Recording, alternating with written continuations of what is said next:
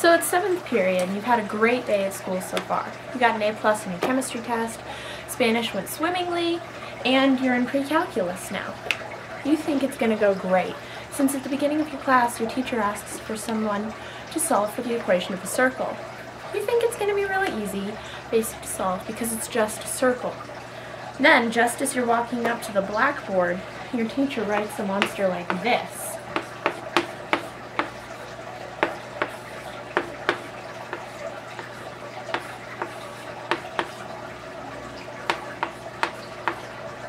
And you're wondering what the heck you're going to do about it. Well, have no fear, I'm here to help. This is called the general form of a circle. What you need to do is get from the general form of the circle to the standard form of the circle, where you can find the center point and the radius, and finally graph your circle. The first thing you need to do is use inverse operations to get 15 on the other side of the equation, like this.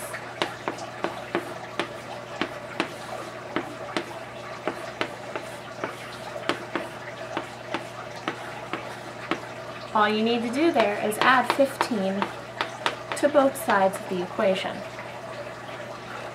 Next, you complete the square. Get the x's on the same side of the equation.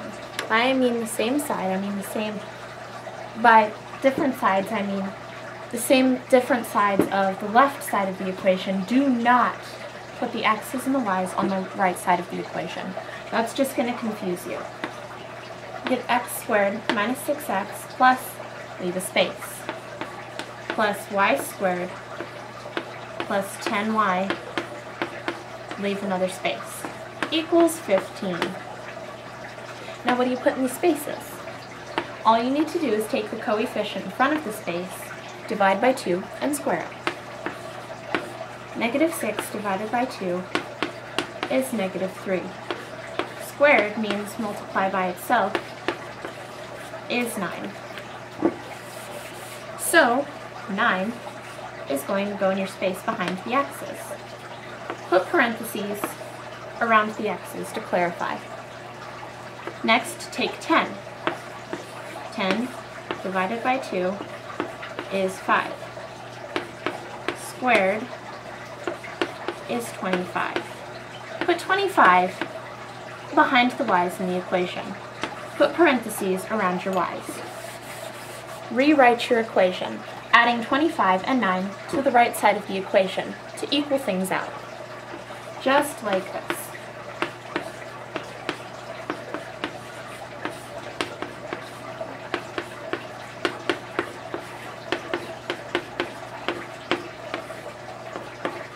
(15 plus 9 plus 25). Next, you're going to factor both parentheses and come out to x minus 3 squared plus y plus 5 squared equals 49.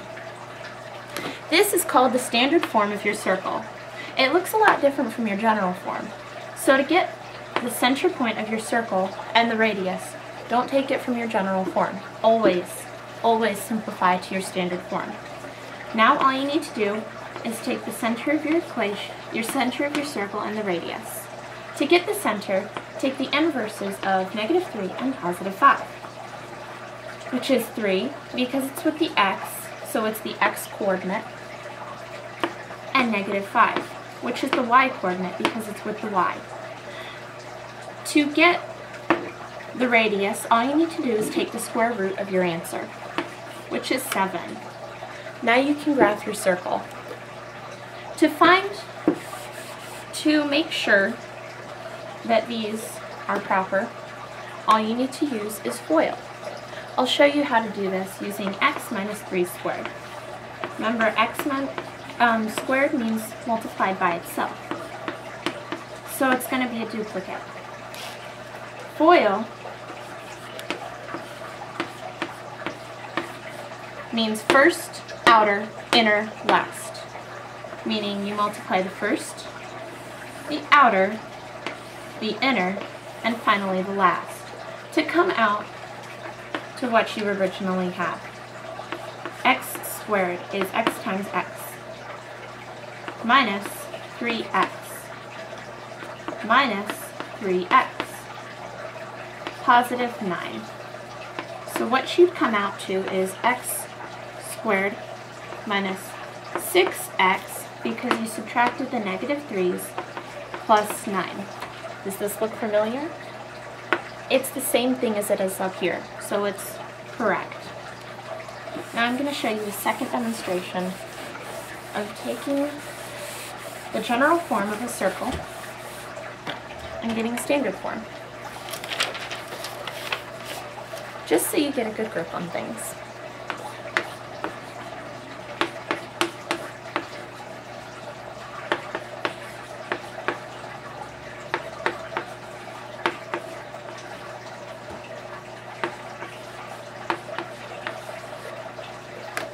Okay, first things first, you need to use inverse operations to get the 9 to the other side of the equation, meaning add 9 to both sides of the equation.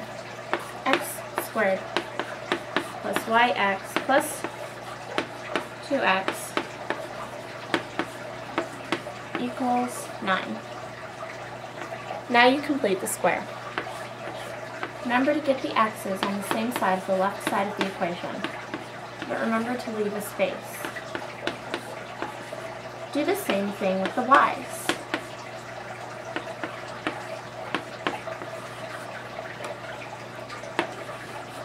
Take the coefficient, divide it by 2, and square it. Remember, that means just multiplying it by itself. You come out to 1. So 1 goes with the x's. Put parentheses around this part of the equation. Remember to leave the positive sign outside of the parentheses. Take the coefficient from the y's.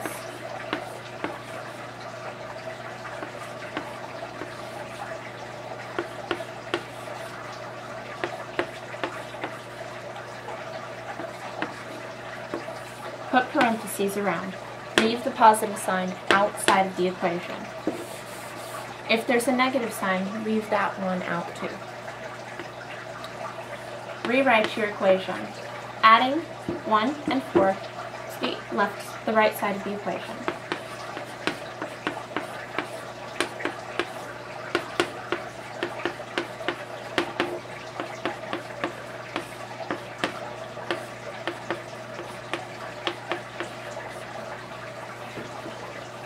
Now factor. You should come out to x plus 1 squared plus y plus 2 squared equals 14. Remember, you can use FOIL to check both of these to make sure they're right.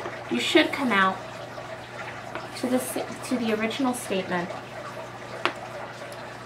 Now that you're in standard form, you can take the center of the circle, which is, remember, the inverse of both coordinates, which is -1 for x, because it's with the x, and -2 for y, because it's with the y. And for your radius, take the square root of 14, which is approximately 3.7. Now let's see one more example before you solve this equation in front of the rest of your pre-calculus class.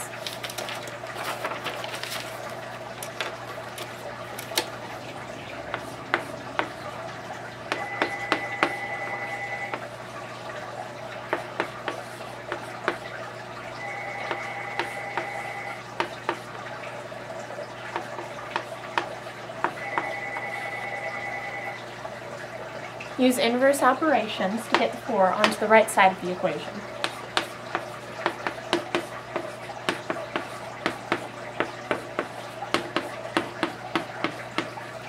That means subtract 4 from both sides of the equation. You do this because it makes things equal and still makes things easier to understand during the rest of the equation.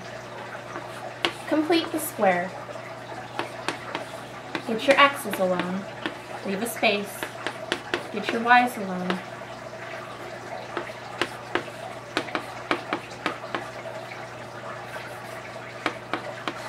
Leave a space, that's crucial.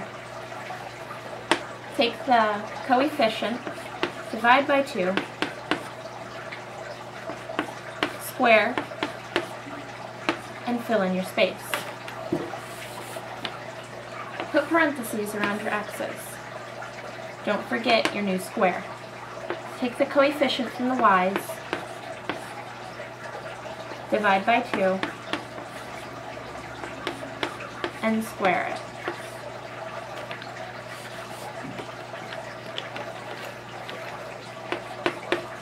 Which is 36.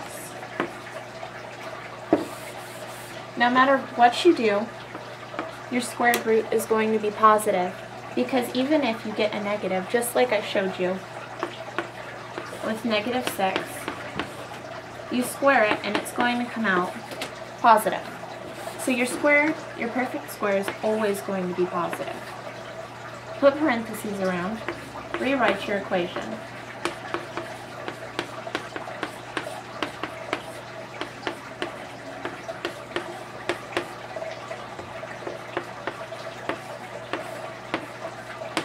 Don't forget to add your 36 and your 1 to the other side of the equation to equal things out. Now you factor.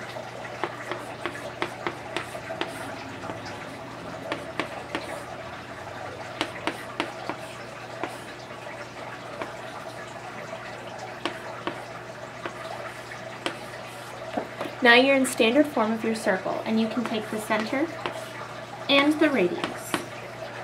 Now the center, again, is the coordinate, the inverse.